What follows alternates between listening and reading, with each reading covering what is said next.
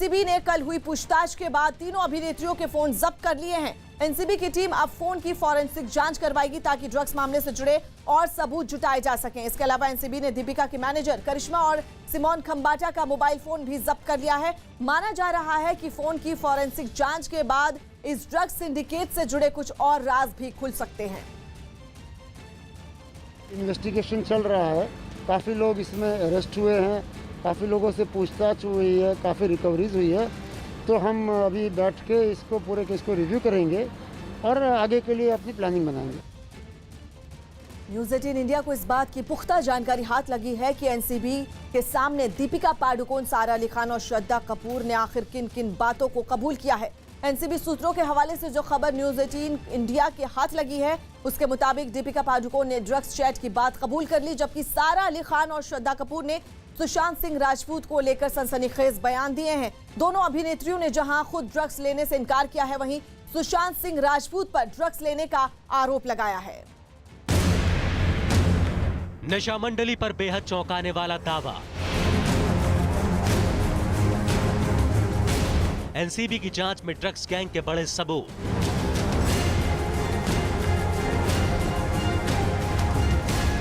Drugs chat पर दीपिका पादुकोण का बड़ा कबूलनामा।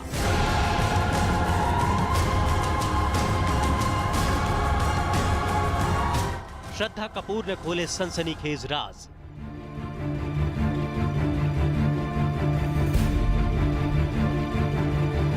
सारा अली खान का चौंकाने वाला दावा। सुशांत सिंह राजपूत केस में ड्रग्स एंगल की जांच कर रही एनसीबी ने पूरी फिल्म इंडस्ट्री में हड़कंप मचा दिया है। श्रद्धा कपूर, सारा अली खान और दीपिका पादुकोण जैसी अभिनेत्रियों का ड्रग्स एंगल में फंसना फिल्म इंडस्ट्री के नामचीन लोगों के लिए मुसीबत का सबब बन गया है।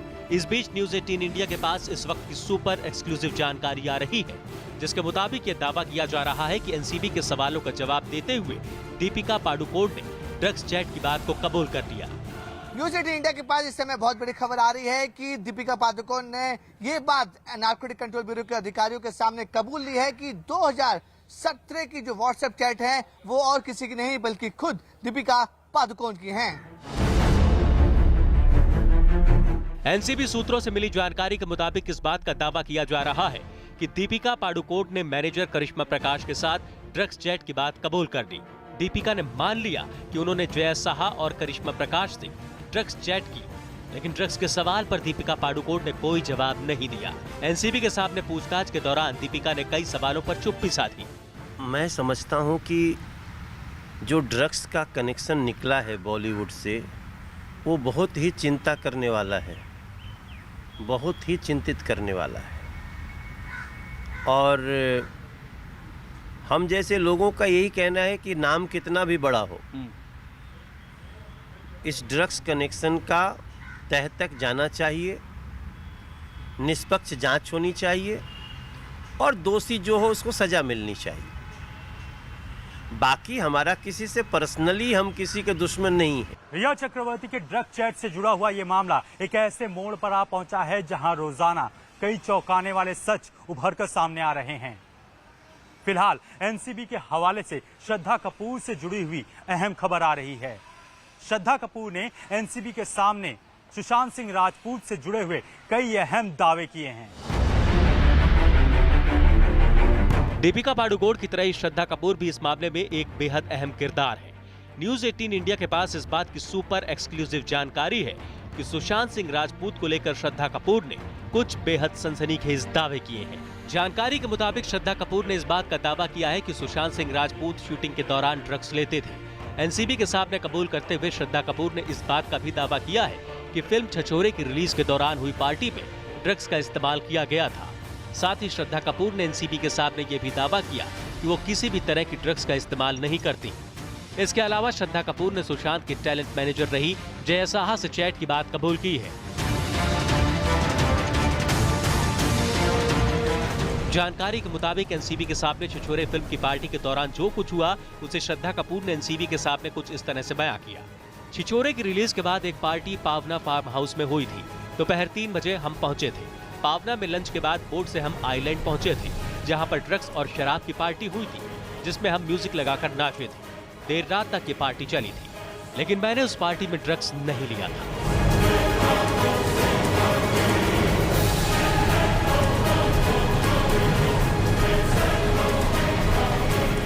सुशांत सिंह राजपूत केस में ड्रग्स एंगल की जांच जैसे जैसे आगे बढ़ रही है, वैसे वैसे कोई ना कोई बात, कोई ना कोई सच ऐसा जरूर सामने आ रहा है जो फिल्म इंडस्ट्री में ड्रग्स के नेक्सस का पर्दाफाश कर रहा है। फाइंडिंग आउट जो कल्प्रिट्स है, जो डीलर्स है, जो इम्पोर्टर्स है, जो द अंडरग्राउंड सिंडिकेट, उसको पकड़ना बहुत ज़रूरी है। कार्टेल जो कहता है, इटालियन स्टाइल कार्टेल, उनको रोकना बहुत ज़रूरी है। बिकॉज आप किधर भी जाइए जहाँ स्कूल के बाहर होते हैं, फ्लाईओवर्स के नीचे देखिए, आप ये जो मेलाज होते हैं वहाँ देखिए, सब लोग कभी कभी कहता है ना, वो लोग ड्रग्स में डूबे होते हैं, बिकॉज लोग उनको एडिक्ट बनाया है। यही वजह है कि एनसीबी अभी तक इस मामले में जितने भी लोगों के गिरेबान तक पहुंची है, उन सभी से वो सच जानना चाहती है जो ड्रग्स की कड़ियों को और आगे तक बढ़ा सके। अभी ड्रग में जो जो लोग सम्मिलित हुए हैं, उनको काम नहीं देने का निर्णय अगर हर निर्माता करता है, उन्होंने करना चाहिए। जो निर्माता है, निर्माता ने इसके बारे में गंभीरता से विचार करना चाहिए, और ऐसा अगर वो नहीं करेंगे, उनको काम देंगे, तो रिपब्लिकन पार्टी के कार्यकर्ता आंदोलन करेंगे और उनका शूटिंग बंद करेंगे। मुझे लग रहा है कि भाई अभिनेत्रियों के नाम के क्यों आ रहे हैं, मतलब अभिनेता के नाम के क्यों नहीं आ रहे। पार्टी होती थी, उसमें अभिनेत्रियाँ भी थी, अभिनेता भी थे, प्रोड्यूसर थे और डायरेक्टर थे, तो सभी लोग उसमें थे, तो वो तो सब लोग पीते थे, तो उनके नाम के क्यों नहीं आ रहे, तो उनके भी नाम आना चाहिए। इस बीच न्यूज 18 के पास सारा अली खान से जुड़ी सुपर एक्सक्लूसिव जानकारी सामने आ रही है। खबर है कि एनसीबी के सामने पूछताछ में सारा अली खान ने भी सुशांत सिंह राजपूत को लेकर कुछ बेहद चौंकाने वाली बातें कही हैं। एनसीबी सूत्रों के हवाले से न्यूज 18 इंडिया के पास जो जानकारी निकलकर सामने आई है, उसके मुताबिक सारा ने एनसीबी के सामने इस बात का दावा किया है कि सुशांत सिंह राजपूत ड्रग्स लेते थे। सारा ने सुशांत पर आरोप लगाते हुए कहा कि उन्होंने फिल्म की शूटिंग के दौरान भी ड्रग्स ली थी। सुशांत सिंह राजपूत के साथ अपने करियर की शुरुआत करने वाली सारा अली खान ने एनसीबी के सामने ये भी कहा कि सुशांत सिंह राजपूत ने केदारनाथ की शूटिंग के दौरान भी ड्रग्स ली थी। हालांकि एनसीबी ने जब सारा से ड्रग्स को लेकर सवाल किए तो उन्होंने खुद के ड्रग्स लेने से साफ इनकार कर दिया। सूत्रों से मिली जानकारी के मुताबिक सारा अली खान ने सुशांत सिंह राजपूत और अपने रिश्ते को लेकर भी एनसीबी के सामने कुछ बेहद सनसनीखेज बातें रखी। साल 2018 में केदारनाथ फिल्म की शूटिंग के दौरान हम दोनों के बीच रिलेशनशिप हुई थी। फिल्म की शूटिंग के बाद सुशांत के केप्री हाउस वाले घर में मैं रहने भी चली गई थी। हम दोनों 5 दिन के लिए थाईलैंड के कोह समुई आइलैंड भी गए थे, जहां हमने पार्टी की थी। मैंने पावना में सुशांत के साथ फ्लेवर्ड हुक्का ट्राई किया था, लेकिन मैंने कभी ड्रग्स का सेवन नहीं किया। सारा अली खान एक बहुत महत्वपूर्ण कड़ी है एनसीबी मामले में, ड्रग कार्टेल मामले में, और साथ ही साथ सबसे महत्वपूर्ण कड़ी है वो सुशांत सिंह मामले में, क्योंकि बताया जाता है कि सारा अली खान और सुशांत सिंह की दोस्ती बहुत गहरी थी और सारा अली खान ने अपनी फिल्मी करियर की शुरुआत भी जो है वो सुशांत सिंह राजपूत के साथ केदारनाथ फिल्म करके की थी। और ऐसे में सारा अली खान का बयान बहुत ही महत्वपूर्ण है बॉलीवुड ड्रग कनेक्शन को लेकर और साथ ही साथ सुशांत मामले को लेकर। जाहिर है जैसे जैसे इस मामले में जांच आगे बढ़ रही है, वैसे वैसे फिल्मी दुनिया का वो सच बेनकाब हो रहा है जिसके बीच हमेशा एक पर्दा बना रहा। लेकिन एनसीबी अपने सवालों से अब उसी पर्दे को हटाना चाहती है। अमेरिका के कैलिफोर्निया में खाई में गिरी एक घोड़ी का हेलीकॉप्टर से रेस्क्यू किया गया। ये घोड़ी वहां काफी देर तक फंसी रही, जिसके बाद फायर ब्रिगेड की एक टीम वहां पहुंची और हेलीकॉप्टर के जरिए उसे वहां से बाहर निकाला। हालांकि खाई में गिरी इस घोड़ी को वहां से निकालना काफी मुश्किल था और इसीलिए बचाव दल ने हेलीकॉप्टर से रेस्क्यू करने का फैसला किया। इसके लिए घोड़ी के हाथ पैरों को अच्छी तरह से जकड़ दिया गया और फिर रस्सी से बांधकर उसे वहां से निकाला गया। इसके बाद घोड़ी को सुरक्षित एक मैदान पर उतार लिया गया। इस पूरे रेस्क्यू ऑपरेशन के दौरान उसे किसी तरह की कोई चोट नहीं आई। कोरोना संकट के बीच चीन के ग्वांगडोंग प्रांत में 3000 से भी ज्यादा ड्रोन उड़ाकर एक लाइट शो का आयोजन किया गया। चीन में फैला कोरोना वायरस दुनिया भर में कहर मचा रहा है, लेकिन वो खुद ड्रोन शो जैसे कार्यक्रम करके मस्ती में डूबा है। और दावा है कि इसी के साथ चीन ने एक वक्त में सबसे ज्यादा ड्रोन उड़ाने का वर्ल्ड रिकॉर्ड बना लिया। सामने आई तस्वीरों में एक मैदान तेज रोशनी से चमकते 3051 ड्रोन से भरा नजर आया और रात के अंधेरे में जैसे ही वो ड्रोन उड़े तो शहर का आसमान जगमगा उठा। ड्रोन हवा में चीन के नेविगेशन सिस्टम, स्पेस लैब और एरोस्पेस से जुड़ी कुछ दूसरी आकृतियां बनाते दिखे। इससे पहले गिनीज वर्ल्ड रिकॉर्ड्स में 2000 से ज्यादा ड्रोन एक साथ उड़ाने का रिकॉर्ड दर्ज है, लेकिन चीन ने 3000 से भी ज्यादा ड्रोन से लाइट शो किया। ऐसे में दावा है कि चीन ने वर्ल्ड रिकॉर्ड अपने नाम कर लिया है। कोरोना संकट के बीच रूस की राजधानी मॉस्को के पास छठे फायरवर्क्स फेस्टिवल का आयोजन किया गया। इस बार आतिशबाजी का यह कार्यक्रम दूसरे विश्व युद्ध में रूस की जीत के नाम रहा, जिसकी चमक मीलों दूर से ही नजर आई। एक साथ इतने पटाखे छोड़े गए कि पूरा आसमान जगमगा उठा। एक बार पटाखे चलने शुरू हुए तो फिर आतिशबाजी ने बंद होने का नाम ही नहीं लिया। हालांकि कोरोना का असर इस कार्यक्रम पर भी पड़ा। वैसे तो दुनिया भर के देशों से कई टीमें रूस में जलवा दिखाने पहुंचती थीं, लेकिन 6 साल में ऐसा पहली बार हुआ जब फेस्टिवल में सिर्फ रूस की ही टीमें शामिल हुईं। और तो और जिस शानदार नजारे को देखने के लिए सड़कों पर लोगों की भीड़ लग जाती थी, इस बार उसे दर्शक ही नसीब नहीं हुए। टीवी पर ही कार्यक्रम दिखाया गया। उत्तर प्रदेश के बदायूं में अतिक्रमण के खिलाफ प्रशासन ने कार्रवाई की। अतिक्रमण की वजह से इलाके के लोगों को परेशानी हो रही थी और उन्होंने इसकी शिकायत प्रशासन से की, जिसके बाद प्रशासन ने कार्रवाई करते हुए अवैध कब्जों को ढहा दिया। इस काम में मशीन की मदद ली गई। तस्वीरों में दिखा कि कई दुकानदारों ने सड़क की जमीन तक दुकानें बना ली थी, जिन्हें मशीन के जरिए तोड़ दिया गया। इस दौरान वहां हंगामा ना हो, इसलिए भारी संख्या में पुलिस के जवानों को भी तैनात किया गया। कई चौराहे खाली करा दिए गए हैं। बाकी आगे जो चौराहे बचे हुए हैं जिस पे काम चलना है उनको नोटिस दे दिया गया है। बताया गया कि दुकानदारों ने प्रशासन की कार्रवाई के डर से खुद ही अतिक्रमण हटा लिया। कोरोना की वजह से रावण के पुतले बनाने वाले कारीगरों के सामने इस साल रोजी रोटी का संकट खड़ा हो गया। कोरोना की मार दिल्ली के सबसे बड़े पुतला बाजार कहे जाने वाले तितारपुर पर भी पड़ी है। गृह मंत्रालय इस प्रकार की गाइडलाइंस जल्दी ही इशू करेगा कि जिसके आधार पर रामलीलाओं का मंचन हो सके। हालांकि त्योहार से 2 महीने पहले तक खाली बैठे ये कारीगर अब सरकार से मदद की गुहार लगा रहे हैं। जापान की एक कंपनी ने महामानव की तरह दिखने वाला एक ऐसा रोबोट बनाया जो 60 फीट ऊंचा है। फिलहाल योकोहामा शहर में इस रोबोट की टेस्टिंग चल रही है, जिसका वीडियो सामने आते ही वायरल भी हो गया, जिसमें रोबोट को देखकर ऐसा लगा जैसे किसी साइंस फिक्शन हॉलीवुड फिल्म का कोई किरदार आंखों के सामने खड़ा हो। 6 मंजिला इमारत जितने ऊंचे रोबोट के आगे बिजली का खंभा भी कोई खिलौना लगा। खास बात यह कि 25 टन वजन वाला इतना विशाल रोबोट हिल-डुल भी सकता है। वीडियो में वो कभी झुकता दिखा तो कभी उंगली दिखाता नजर आया। बताया गया कि इंजीनियरों की टीम ने 6 साल पहले इस रोबोट पर काम शुरू किया था। जापान में बना ये रोबोट वहां 1970 के दशक की एक मशहूर एनिमेशन सीरीज के एक किरदार पर आधारित है। प्रधानमंत्री मोदी आज सुबह 11 बजे रेडियो पर मन की बात कार्यक्रम के जरिए देश को संबोधित करेंगे। इस दौरान पीएम मोदी देश की जनता के साथ अपने विचार साझा करेंगे। मन की बात की ये 69वीं कड़ी होगी। इससे पहले प्रधानमंत्री नरेंद्र मोदी ने 30 अगस्त को मन की बात कार्यक्रम के जरिए लोगों को संबोधित किया था। कोरोना के कहर के बीच दक्षिण कोरिया की राजधानी सोल में हर साल होने वाला सर्कस फेस्टिवल शुरू हो गया, लेकिन बदले माहौल में सर्कस कराने का तरीका भी बदल गया। वहां बंद टेंट में नहीं बल्कि ड्राइव इन सर्कस का आयोजन किया गया और लोग एक खुले मैदान में अपनी अपनी गाड़ियों में बैठकर ही सर्कस का मजा लेते दिखे। ड्राइव इन कार्यक्रम में शामिल होने के लिए लोगों को कार से उतरने की जरूरत नहीं होती। सर्कस के अनोखे आयोजन से लोग एक दूसरे के संपर्क में आए ही नहीं और कोरोना के फैलने का खतरा कम हो गया। कोरोना काल में मनोरंजन का ये तरीका लोगों को भी बेहद पसंद आया।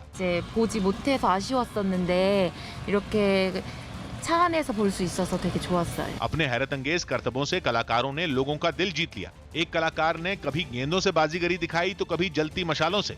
वो छोटी सी खिलौना गाड़ी में भी घुस गया। ऐसी उम्दा परफॉर्मेंस पर दर्शक अपनी कारों से ही तालियां बजाते दिखे।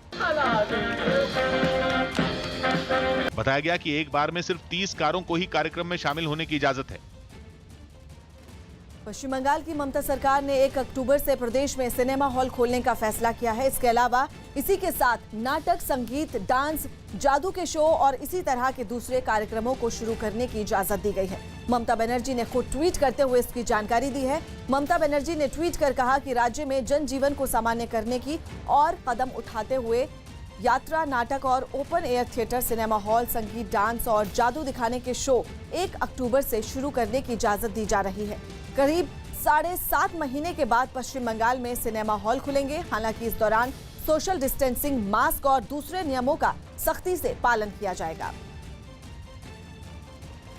प्रधानमंत्री नरेंद्र मोदी ने संयुक्त राष्ट्र महासभा के 75वें सत्र की महासभा को संबोधित करते हुए भारत के लिए यूएन की सुरक्षा परिषद में स्थायी सीट को बड़ी मांग दोहराई है। फिलहाल यूएनएससी में 5 स्थायी सदस्य हैं। प्रधानमंत्री मोदी ने कहा है कि कब तक भारत को संयुक्त राष्ट्र के डिसीजन मेकिंग स्ट्रक्चर से अलग रखा जाएगा।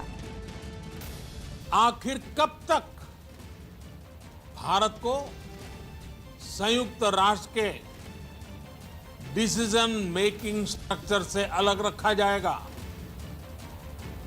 एक ऐसा देश जो दुनिया का सबसे बड़ा लोकतंत्र है, एक ऐसा देश जहां विश्व की 18% से ज्यादा जनसंख्या रहती है, एक ऐसा देश जहां सैकड़ों भाषाएं हैं, सैकड़ों बोलियां हैं, अनेकों पंथ हैं, अनेकों विचारधारा हैं, जिस देश ने सैकड़ों वर्षों तक वैश्विक अर्थव्यवस्था का नेतृत्व करने और सैकड़ों वर्षों की गुलामी दोनों को जिया।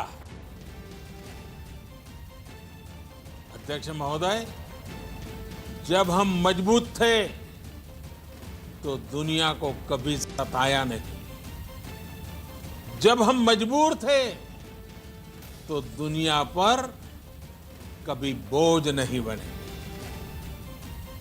अध्यक्ष महोदय, जिस देश में हो रहे परिवर्तनों का प्रभाव दुनिया के बहुत बड़े हिस्से पर पड़ता है, उस देश को आखिर कब तक इंतजार करना पड़ेगा। प्रधानमंत्री नरेंद्र मोदी ने संयुक्त राष्ट्र महासभा के 75वें सत्र की महासभा को संबोधित करते हुए चीन और पाकिस्तान का नाम लिए बिना उनको शांति और दोस्ती की नसीहत भी दी। प्रधानमंत्री ने कहा कि भारत जब किसी से दोस्ती का हाथ बढ़ाता है तो वो किसी तीसरे के खिलाफ नहीं होती। भारत जब किसी से दोस्ती का हाथ बढ़ाता है तो वो किसी तीसरे के खिलाफ नहीं होती। भारत जब विकास की साझेदारी मजबूत करता है तो उसके पीछे किसी साथी देश को मजबूर करने की सोच नहीं होती। हम अपनी विकास यात्रा से मिले अनुभव साझा करने में कभी पीछे नहीं रहते। बीजेपी अध्यक्ष जेपी नड्डा ने संयुक्त राष्ट्र में प्रधानमंत्री मोदी के भाषण पर बधाई दी और ट्वीट में लिखा कि 130 करोड़ भारतीयों का प्रतिनिधित्व करते हुए प्रधानमंत्री नरेंद्र मोदी ने भारत को संयुक्त राष्ट्र के निर्णायक संरचना का हिस्सा बनाए जाने की बात की। भारत हमेशा शांति, सुरक्षा और समृद्धि का पक्षधर रहा है। इमरान खान से तो अपना घर तो संभल नहीं रहा, लेकिन नजर कश्मीर पर है। मौका कोई भी हो, कश्मीर का राग छेड़कर बैठ जाते हैं। संयुक्त राष्ट्र में प्रधानमंत्री नरेंद्र मोदी का संदेश देखने के बाद तो इमरान खान की दिल की धड़कनें और घबराहट और बढ़ गई। एलएसी पर अपने आका चीन का हश्र देखने के बाद इमरान खान को लगता है कि अब पीओके और गिलगिट बाल्टिस्तान भी उनके हाथ से निकलने वाला है।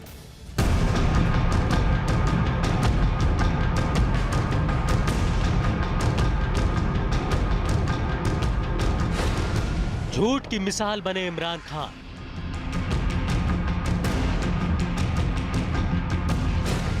झूठों के सरताज बने इमरान खान।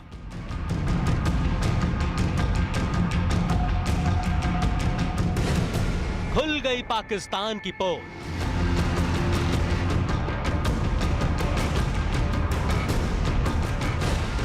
इमरान चले चीन की चाल।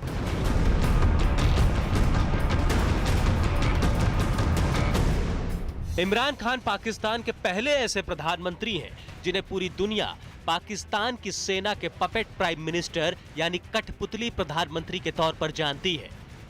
और पाकिस्तान वो मुल्क है जिसे वहां के सियासतदान नहीं बल्कि उसकी सेना चलाती है। अब सेना के इशारों पर नाचने वाला प्रधानमंत्री पूरी दुनिया को बरगलाने के लिए झूठ नहीं बोलेगा तो और क्या कहेगा। संयुक्त राष्ट्र की 75वीं सालगिरह के मौके पर भी इमरान खान पूरी दुनिया के सामने अपने झूठ का पुलिंदा खोलकर बैठ गए। For over 72 years, India has illegally occupied Jammu and Kashmir.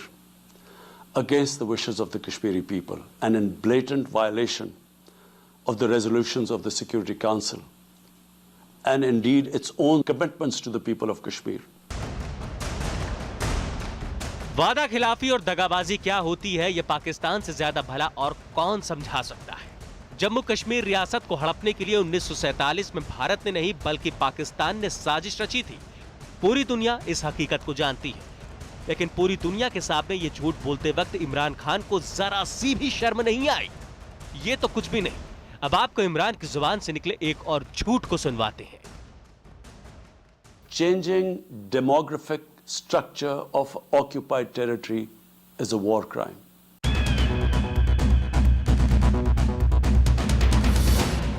अब इमरान खान के इस बयान को तफसील से समझाने के लिए हम उनको उन्हीं की जुबान में एक और बयान सुनवाते हैं, क्योंकि पाकिस्तान के सियासतदानों को सिर्फ यही जुबान समझ में आती है।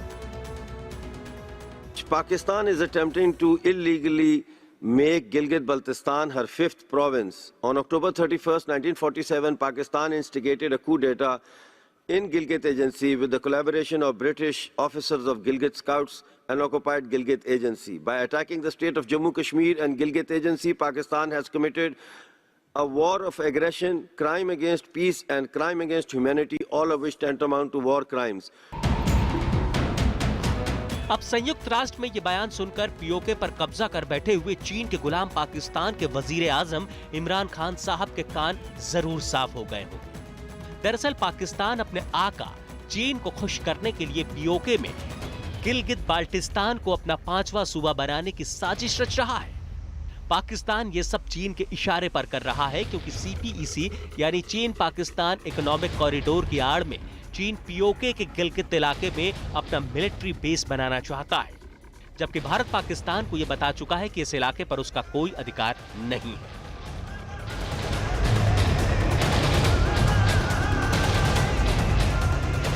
पाकिस्तान ने अपने आका चीन के इशारे पर गिलगिट बल्टिस्तान को अपना 5वां सूबा बनाने का फैसला तो ले लिया, लेकिन पाकिस्तान ये भूल गया कि गिलगिट बल्टिस्तान को अपना 5वां सूबा बनाकर वो कई अंतर्राष्ट्रीय समझौतों का उल्लंघन कर रहा है।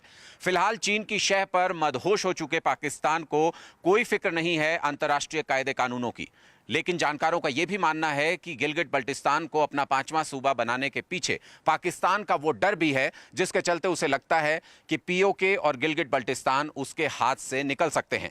इसलिए चीन के इशारे पर पाकिस्तान जल्द से जल्द अपने मंसूबों को पूरा करने की फिराक में है। इसके अलावा चीन ने भी पाकिस्तान को कश्मीर के मुद्दे पर मदद करने के बहाने अपना मतलब निकालने की चाल चली है। पाकिस्तान के कब्जे वाले कश्मीर में बने पुराने रनवे के पास पाकिस्तान ने चीन की मदद से स्कार्दू में एक नया एयरबेस तैयार किया है। स्कार्दू के एयरबेस पर फ्यूल डिपो और हथियार रखने के लिए गोदाम भी बनाया गया है। पाकिस्तानी विमान स्कार्दू से सिर्फ 5 मिनट में भारत की सीमा में दाखिल हो सकते हैं, जबकि श्रीनगर और लेह से स्कार्दू की दूरी महज 200 किलोमीटर है। जून के महीने में जब एलएसी पर चीन के पास सीमा विवाद चल रहा था, तब चीन के 40 से ज्यादा J-10 फाइटर प्लेन स्कार्दू आए थे, जिसे देखते हुए आशंका जताई जा रही है कि स्कार्दू का इस्तेमाल चीनी वायुसेना भारत के खिलाफ कर सकती है। जिस तरह की हाइट बैंड्स पे चीनी एयरबेसेस हैं, वो जो चाइनीज एयरफोर्स है उसके जो एयरक्राफ्ट्स हैं वो केवल 50% पेलोड, 50% वेपनरी और 50% फ्यूल के साथ ही ऑपरेट कर सकते हैं। और इसकी वजह से जो भारतीय एयरफोर्स है उसका पलड़ा चीनी एयरफोर्स पे भारी पड़ता है, क्योंकि हमारे जो एयरक्राफ्ट्स हैं वो लोअर हाइट्स पे हैं और वो फुली ऑपरेशनल कैपेबिलिटीज़ के साथ ऑपरेट कर सकते हैं।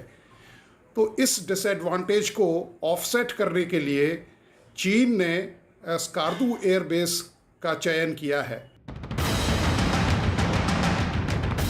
इसके अलावा साल 1963 में पाकिस्तान के हुक्मरानों ने गिलगित बाल्टिस्तान की 5800 स्क्वायर किलोमीटर की जमीन बिना गिलगित बाल्टिस्तान की सरकार के पूछे बिना चीन को बतौर तोहफे में दे दी थी। इतना ही नहीं, जब लोगों ने इसका विरोध किया तो सत्ता पर काबिज पाकिस्तानी सरकार के नुमाइंदों ने उनकी आवाज को बंदूक के जोर पर दबा दिया था। फिलहाल चीन ने गिलगित बाल्टिस्तान के 20,000 स्क्वायर किलोमीटर जमीन पर कब्जा कर रखा है। गिलगित बाल्टिस्तान से छपने वाला एक उर्दू अखबार रोजनामा बंगे शहर ने 13 दिसंबर 1911 को यह पर्दाफाश किया था कि पाकिस्तान ने गिलगित बाल्टिस्तान को 50 साल के लिए चीन के पास गिरवी रख दिया है। अगर गिलगित बाल्टिस्तान पाकिस्तान के हाथ से निकल गया तो बाहर रची चीन और पाकिस्तान की तमाम साजिशें बेनकाब हो जाएंगी। लिहाजा चीन और पाकिस्तान कभी भी पीओके के साथ साथ गिलगित बाल्टिस्तान का मुद्दा हल नहीं होना देना चाहते, लेकिन दुनिया को दिखाने के लिए उजड़े पाकिस्तान के फटे हाल सियासतदान कश्मीर राग हमेशा अलापते रहते हैं।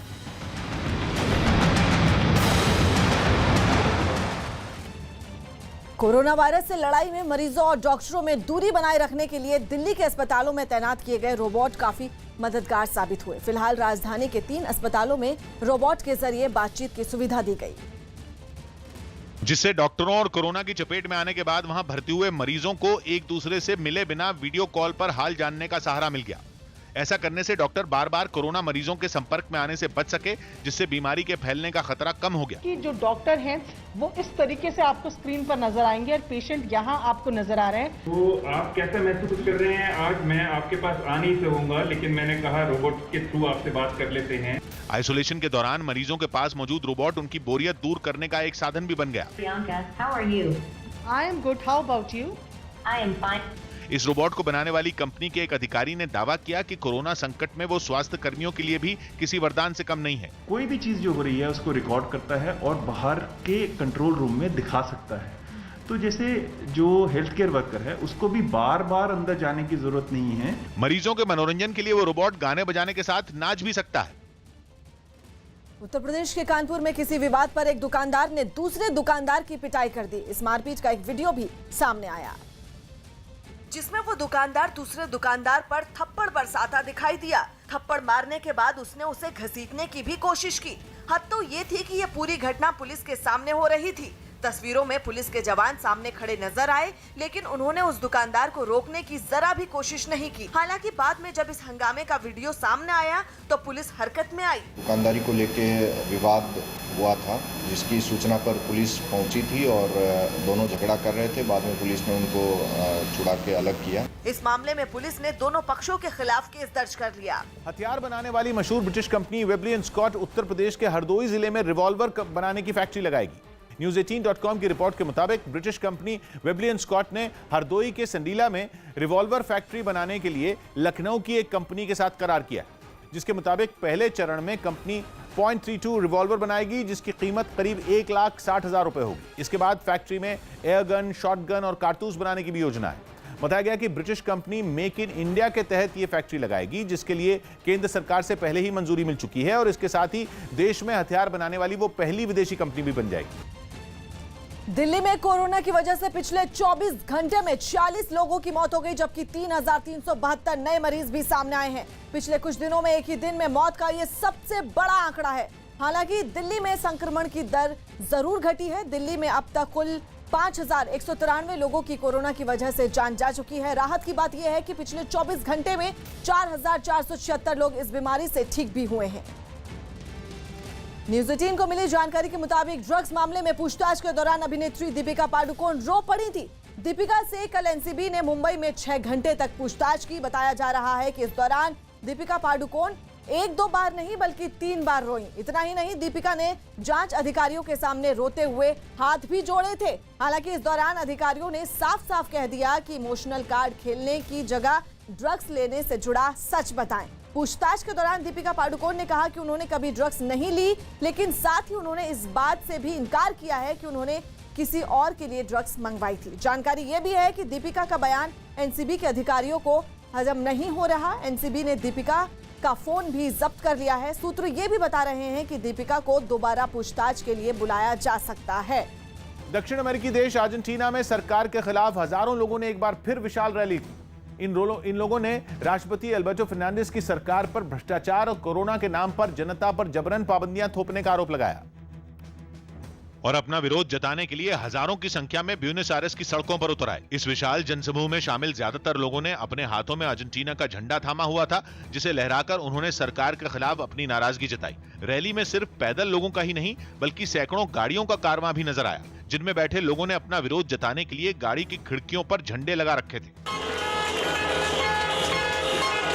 कई प्रदर्शनकारियों ने बर्तन बजाकर भी नाराजगी जाहिर की। इस रैली में शामिल लोगों ने अर्जेंटीना की उपराष्ट्रपति क्रिस्टीना फर्नांडिस समेत कई नेताओं पर भ्रष्टाचार का आरोप लगाया और उनके इस्तीफे की मांग की।